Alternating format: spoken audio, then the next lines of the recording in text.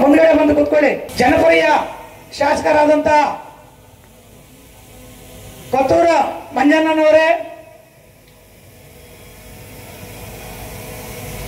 2024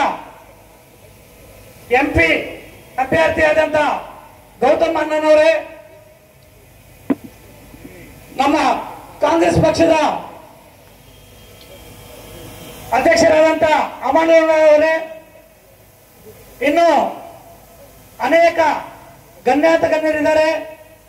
ಹೆಸರುಗಳಿಂದ ಜಾಸ್ತಿ ಸಮಯವನ್ನು ನಾವು ತಗೊಳ್ಳಲ್ಲ.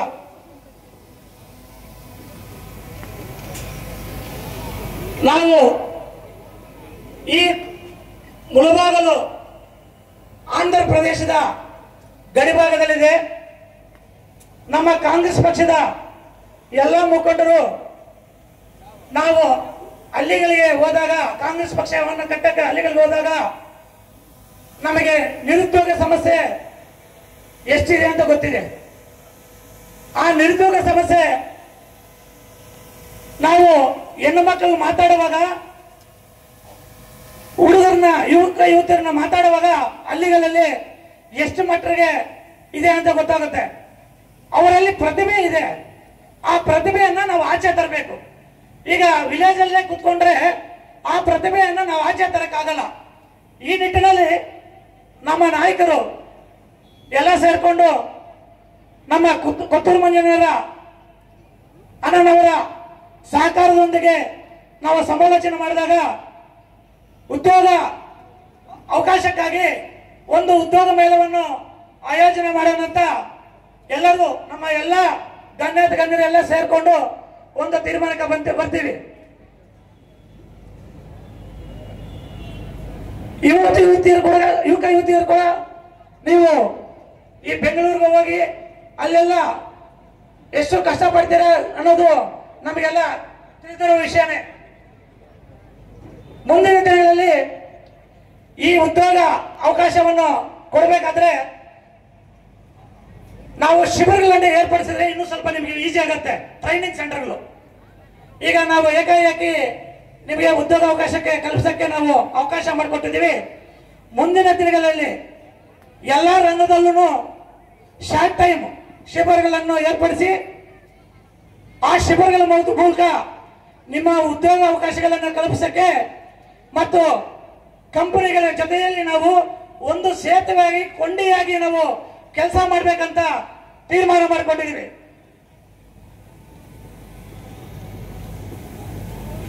ನೀವು ಇಲ್ಲಿ ಯಾರಿಗಾದ್ರೂ ಅಕಸ್ಮಾತ್ ಕೆಲಸ ಸಿಗಲಿಲ್ಲ ಅಂತಂದ್ರೆ ನಿರಾಶೆ ಆಗಬೇಡಿ. 10,000ಕ್ಕಿಂತ ಇನ್ನೂ ಹೆಚ್ಚು ಉದ್ಯೋಗ ಅವಕಾಶಗಳಿದೆ. ಯಾರಿಗಾದ್ರೂ ಸಿಗಲಿಲ್ಲ ಅಂದ್ರೆ ನಮ್ಮನ್ನ ರಿಜಿಸ್ಟರ್ ಮಾಡ್ಕೊಳ್ಳಂಗೆ ನಾವು ಹಂತವಾಗಿ ಅದನ್ನು ಕ್ಲಿಯರ್ ಮಾಡ್ತೀವಿ. ಅಕಸ್ಮಾತ್ ಯಾರಿಗಾದ್ರೂ ಸಿಗಲಿಲ್ಲ ಅಂತಂದ್ರೆ ನಾವು ಹಂತವಾಗಿ ಕ್ಲಿಯರ್ ಮಾಡ್ತೀವಿ. ನಾವು 3 ವಿಷಯದಲ್ಲಿ ಕೆಲಸ ಮಾಡ್ಕೊಳ್ಬೇಕಂತ ಒಂದು ದಿಟ್ಟ ನಿರ್ಧಾರವನ್ನು ಮಾಡ್ಕೊಂಡಿದ್ದೀವಿ. ಒಂದು ಶಿಕ್ಷಣ, ಆರೋಗ್ಯ ಮತ್ತು ಉದ್ಯೋಗ. ಈ 3 ವಿಷಯದಲ್ಲಿ ಹಂತವಾಗಿ ಇರುವ ಸಮಸ್ಯೆಯನ್ನು ಬಗೆಹರಿಸಿಕೊಡ್ಬೇಕಂತ ಅನ್ಕೊಂಡಿದ್ವಿ. ಯಾಕಂದ್ರೆ ನಮ್ಮ ಮುಳಬಾಗಿಲು ತಾಲೂಕಿನಲ್ಲಿ ಎಲ್ಲ ಬಡತನ ರೇಖೆಗಿಂತ ಕಡಿಮೆ ಇರೋರು ಮತ್ತು ಮಿಡ್ಲ್ ಕ್ಲಾಸ್ ಮಧ್ಯಮ ವರ್ಗದವರು ಮಾತ್ರ ಇದ್ದಾರೆ. ಅದರಿಂದ ಇದಕ್ಕೆ ನಾವು ಮುಂದಿನ ದಿನಗಳಲ್ಲಿ ಒತ್ತು ಕೊಡ್ತಿದ್ವಿ. ಈಗ ನಾವು ಪ್ರತಿ ತಿಂಗಳು ಒಂದು ದೀರ್ಘ ಸುಮಂಗಲಿ ಭವ ಅಂತ ಹೇಳ್ಬಿಟ್ಟು ಒಂದು ಹೆಣ್ಣು ಮಕ್ಕಳಿಗೆ ಮಡಿಲು ತುಂಬುವ ಕಾರ್ಯಕ್ರಮವನ್ನು ಮಾಡಬೇಕಂತ ಆಯೋಜನೆ ಮಾಡಿದ್ದೀವಿ. ಅದರ ಜೊತೆಗೆ ಪ್ರತಿ 6 ತಿಂಗಳಿಗೊಮ್ಮೆ ನಾವು ಶಿಕ್ಷಣದ ಬಗ್ಗೆ ಆಗಲಿ, ಆರೋಗ್ಯದ ಬಗ್ಗೆ ಆಗಲಿ, ಉದ್ಯೋಗ ಬಗ್ಗೆ ಆಗಲಿ ಯಾವುದಾದ್ರೂ ಒಂದು ರಂಗದಲ್ಲಿ ಒಂದು ಕಾರ್ಯಕ್ರಮವನ್ನು ಆಯೋಜನೆ ಮಾಡಬೇಕಂತ ನಮ್ಮ ಎಲ್ಲ ಕಾಂಗ್ರೆಸ್ ಮುಖಂಡರ ಎಲ್ಲರೂ ಸೇರಿ ನಮ್ಮ ಕೊತ್ತೂರು ಮಂಜಣ್ಣವರ ಸಹಕಾರದೊಂದಿಗೆ ಕಾರ್ಯಕ್ರಮಗಳನ್ನು ಮಾಡಬೇಕಂತ ತೀರ್ಮಾನ ಮಾಡಿದ್ವಿ. ನಾನು 2023ರಲ್ಲಿ MLAಗೆ ಅಭ್ಯರ್ಥಿಯಾಗಿ ನನಗೆ ಇಲ್ಲಿ ಮಾಡ್ತಾರೆ. ನಾನು 20ನೇ ತಾರೀಕು ಲಾಸ್ಟ್ ಡೇಟ್ ಇರುತ್ತೆ. 19ನೇ ತಾರೀಕು ಮಧ್ಯರಾತ್ರಿಯಲ್ಲಿ 3 ಗಂಟೆಗೆ ನನಗೆ ಹೇಳ್ತಾರೆ, ನೀನು ನಾಳೆ ಬೆಳಗ್ಗೆ 6 ಗಂಟೆಗೆ ಬರಬೇಕು, ನಿಮ್ಮನ್ನು ಅಭ್ಯರ್ಥಿಯಾಗಿ ಮಾಡ್ತೀವಿ ಅಂತ ಆ ವಿಷಯದಲ್ಲಿ ಇಲ್ಲಿ ಗಣ್ಯರು ಇದ್ದಾರೆ. ರಾತ್ರಿ 3 ಗಂಟೆಯಲ್ಲಿ ನನ್ನ ಮೇಲೆ ಅಭಿಮಾನ ಇಟ್ಟು 3 ಗಂಟೆಯಲ್ಲಿ ಕರೆಸ್ಕೊತಾರೆ. ನಾನು ಇಲ್ಲಿ MLA ಗೆ ನಿಲ್ಬೇಕಂತ ನಾನು ಯೋಚನೆ ಮಾಡಿರೋದಿಲ್ಲ. ಅಂಥದ್ರಲ್ಲಿ ನಮ್ಮ ಕಾಂಗ್ರೆಸ್ ಪಕ್ಷದ ಎಲ್ಲ ಮುಖಂಡರು ನನ್ನ ಮೇಲೆ ವಿಶ್ವಾಸ ಇಟ್ಟು ರಾತ್ರಿ 3 ಗಂಟೆಯಲ್ಲಿ ಕರೆಸ್ಕೊಂತಾರೆ. ಅವರಲ್ಲಿ ತುಂಬಾ ಜನ ಇಲ್ಲಿ ಗಣ್ಯರು ಇದ್ದಾರೆ. ಅಭ್ಯರ್ಥಿ ಮಾಡಿ ಸುಮಾರು ನನಗೆ 70,000 ಮತಗಳನ್ನು ಕೊಟ್ಟಿದ್ದಾರೆ. ನನ್ನ ಮೇಲೆ ವಿಶ್ವಾಸ ಬಿಟ್ಟು 70,000 ಮತಗಳನ್ನು ಕೊಟ್ಟಿದ್ದೀರ. ಆ 70,000 ಜನ ನನ್ನ ಮೇಲೆ ವಿಶ್ವಾಸ ಬಿಟ್ಟಿದ್ರೆ ನಾನು ಏನೋ ಒಂದು ಕಾರ್ಯಕ್ರಮಗಳನ್ನು ರೂಪಿಸಬೇಕು, ಮುಂದಿನ ದಿನಗಳಲ್ಲಿ ಅವ್ರಿಗೆ ಏನಾದರೂ ಮಾಡಬೇಕು ಅಂತ ದಿಟ್ಟ ನಿರ್ಧಾರವನ್ನು ತೆಗೆದುಕೊಂಡಿದ್ದೀನಿ. ನನಗೆ ಅವ್ರ ಋಣಾಕರ ತೀರ್ಸ್ಕೋಬೇಕಂತ ದಿಟ್ಟ ನಿರ್ಧಾರ ಇಟ್ಟಿದ್ದೀನಿ. ನನ್ನ ಮೇಲೆ ವಿಶ್ವಾಸ ಇಟ್ಟ ಕೊತ್ತೂರು ಮಂಜಣ್ಣನಾಗಲಿ, ಇಲ್ಲಿ ನಮ್ಮ ಕಾಂಗ್ರೆಸ್ ಮುಖಂಡರಾಗಲಿ ನನಗೆ ಟಿಕೆಟ್ ಕೊಡಕ್ಕೆ ಅವರು ನಿದ್ದೆ ಮಾಡಿಲ್ಲ, ಊಟ ಮಾಡಿಲ್ಲ, ಅಷ್ಟು ಕಷ್ಟಪಟ್ಟಿದ್ದಾರೆ. ಅವ್ರಿಗೆಲ್ಲರಿಗೂ ನಾನು ಧನ್ಯವಾದಗಳನ್ನು ತಿಳಿಸಲು ಹೇಳ್ತಾ ಇದ್ದೀನಿ. ನಾನು ಒಂದು ಉದ್ಯಮಿ ಆದರೂ ನನಗೆ 70,000 ಮತಗಳನ್ನು ಕೊಟ್ಟಿದ್ದೀರಾ. ನಾನು ಬಿಸ್ನೆಸ್ ಮಾಡ್ತಾ ಇದ್ರು, ಎಲ್ಲೇ ಇದ್ರು ನನಗೆ ಈ ಮುಳಬಾಗಿಲದ ಬಗ್ಗೆ, ಈ ಮಹಾಜನದ ಬಗ್ಗೆ ನನಗೆ ಕಾಳಜಿ ಇದೆ. ಏನಾದರೂ ಒಂದು ದಿಟ್ಟ ನಿರ್ಧಾರ ತಗೊಂಡು ಏನಾದರೂ ಒಂದು ಮಾಡ್ಬೇಕು ಅನ್ಕೊಂಡಿದೀವಿ. ಮುಂದಿನ ದಿನಗಳಲ್ಲಿ ಹಂತ ಹಂತವಾಗಿ ಆ ಕಾರ್ಯಗಳನ್ನು ರೂಪಿಸ್ತೀನಿ. ಇದು ರಾಜಕೀಯ ವೇದಿಕೆ ಅಲ್ಲ, ದಯವಿಟ್ಟು ಕ್ಷಮಿಸಬೇಕು. ಆದರೆ ರಾಜಕೀಯ ವೇದಿಕೆ ಅಲ್ಲದಿದ್ದರೂ ಸಹ ನಾವು ಕೆಲವು ರಾಜಕೀಯ ವಿಷಯಗಳನ್ನು ಮಾತಾಡಬೇಕಾಗುತ್ತೆ, ಕ್ಷಮಿಸಬೇಕು. ರಾಜಕೀಯದ ಬಗ್ಗೆ ಸ್ವಲ್ಪ ಅನಿಸಿಕೆಗಳನ್ನು ನಾನು ಅನಿಸ್ಕೋಬೇಕಾಗುತ್ತೆ. ನನಗೆ ನಮ್ಮ ಮಂಜಣ್ಣನವರದ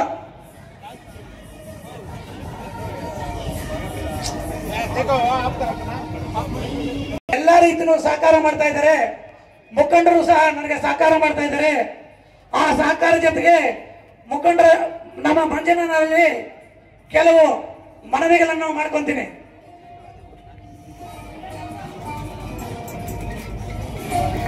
ರಾಜಕೀಯದಲ್ಲಿ ವೇದಿಕೆ ಆಗಿರೋದ್ರಿಂದ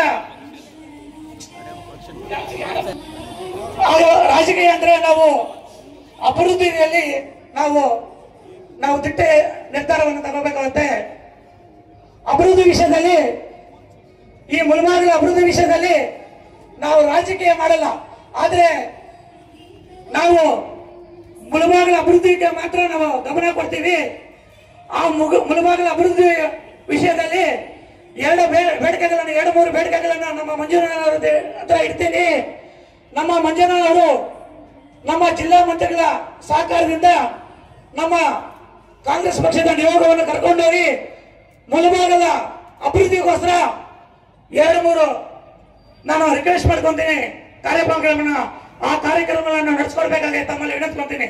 ಮುಳಬಾಗಿಲ ಸಮಗ್ರ ಅಭಿವೃದ್ಧಿಗೋಸ್ಕರ ಮುಳಬಾಗಿಲ ಯೋಜನಾ ಪ್ರಾಧಿಕಾರವನ್ನು ನಮ್ಮ ಕಾಂಗ್ರೆಸ್ ಪಕ್ಷದ ಎಲ್ಲ ಕೌನ್ಸಿಲರ್, ನಗರಸಭಾ ಸದಸ್ಯರಿದ್ದಾರೆ, ಇವರ ನಿಯೋಗದೊಂದಿಗೆ ನಮ್ಮ ಕಾಂಗ್ರೆಸ್ ಪಕ್ಷದ ಮುಖಂಡರೊಂದಿಗೆ ಈ ನಿಯೋಗವನ್ನು ಕರ್ಕೊಂಡೋಗಿ ಮುಳಬಾಗಿಲ ಸಮಗ್ರ ಅಭಿವೃದ್ಧಿಗೋಸ್ಕರ ಮುಳಬಾಗಿಲ ಯೋಜನಾ ಪ್ರಾಧಿಕಾರವನ್ನು ಮಾಡಿಕೊಡಬೇಕಾಗಿ ತಮ್ಮಲ್ಲಿ ವಿನಂತಿಸ್ಕೊಳ್ತಾ ಇದ್ದೀನಿ. ಮುಳಬಾಗಿಲದಲ್ಲಿ ನೀರಾವರಿ ಸಮಸ್ಯೆ ತುಂಬಾ ಇದೆ. ಟ್ರಾಕ್ಟರ್ಗಳು ಎಷ್ಟೆಷ್ಟೋ ಓಡಾಡ್ತವೆ ಅಂತ ಗೊತ್ತಿದೆ. ಶಾಶ್ವತವಾಗಿ ಕುಡಿಯುವ ನೀರಿನ ಬಗ್ಗೆ ಸಮಸ್ಯೆ ಬಗ್ಗೆ ನಿವಾರಣೆ ಮಾಡಬೇಕು. ಈಗ ನಮ್ಮದೇ ಆದಂತ ಸರ್ಕಾರ ಇರುವುದರಿಂದ ನಮ್ಮ ಜಿಲ್ಲಾ ಮಂತ್ರಿಗಳ ಸಹಕಾರದೊಂದಿಗೆ, ನಿಮ್ಮ ಸಹಕಾರದೊಂದಿಗೆ ಕುಡಿಯುವ ನೀರಿನ ಶಾಶ್ವತ ಪರಿಹಾರಕ್ಕಾಗಿ ನಮ್ಮ ಕಸಬಾ ಹೋಬಳಿಯಲ್ಲಿ ಯಾವುದಾದ್ರೂ ಒಂದು ಸ್ಥಳವನ್ನು ನಿಗದಿಪಡಿಸಿ ಒಂದು ಡ್ಯಾಮ್ ಅನ್ನು ನಿರ್ಮಾಣ ಮಾಡಿ ಆ ಡ್ಯಾಮ್ ಮುಖಾಂತರ ಶಾಶ್ವತವಾದ ನೀರಾವರಿಗೆ ಒತ್ತು ಕೊಡಬೇಕಂತ ನಾನು ತಮ್ಮಲ್ಲಿ ಮನವಿ ಮಾಡ್ಕೊಂತೀನಿ. ನೀವು ಆವಾಗ ಮುಳಬಾಗಿಲು ಒಂದು ಕಣ್ಣಾದ್ರೆ ಕೋಲಾರ ಒಂದು ಕಣ್ಣು ಅಂತ ನೀವು ಆವಾಗ ಹೇಳ್ತಾ ಇರ್ತೀರಾ. ಕೋಲಾರ ಒಂದು ಕಣ್ಣಲ್ಲ, 2 ಕಣ್ಣು ಕೋಲಾರ ಆದ್ರೆ ಮುಳಬಾಗಿಲು ಹಾರ್ಟು, ನಿಮ್ಮ ಹೃದಯ. ಅದರಿಂದ ದಯವಿಟ್ಟು ಈ ಮುಳುಬಾಗಿಲದ ಬಗ್ಗೆ ನೀವು ಒತ್ತು ಕೊಡಬೇಕು.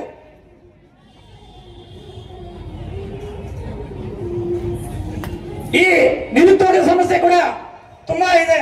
ಹಳ್ಳಿಗಳಿಗೆ ಹೋದಾಗ ಈ ನಿರುದ್ಯೋಗ ಸಮಸ್ಯೆಯ ಬಗ್ಗೆ ಗೊತ್ತಾಗುತ್ತೆ.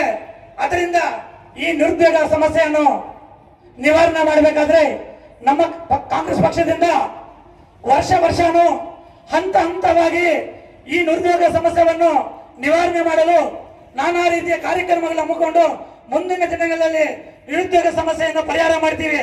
ಹಾಗೆ ಕಾಂಗ್ರೆಸ್ ನಮ್ಮ ಕೊತ್ತೂರು ಮಂಜನಹಳ್ಳಿಯಲ್ಲಿ ಒಂದು ಮನವಿ, ಯಾವುದಾದ್ರೂ ಇಂಡಸ್ಟ್ರಿಗೆ ಏನಾದರೂ ತಾವು ಪ್ರಪೋಸಲ್ ಮಾಡಿದ್ರೆ ಒಳ್ಳೆಯದಂತ ನಾನು ಈ ಸಂದರ್ಭದಲ್ಲಿ ಕಷ್ಟಕರ ವಿಷಯ ಆದರೂ ಎಲ್ಲರ ಸಮ್ಮುಖದಲ್ಲಿ ಒಂದು ಬೇಡಿಕೆ ಇಟ್ಟಿದ್ದೀನಿ.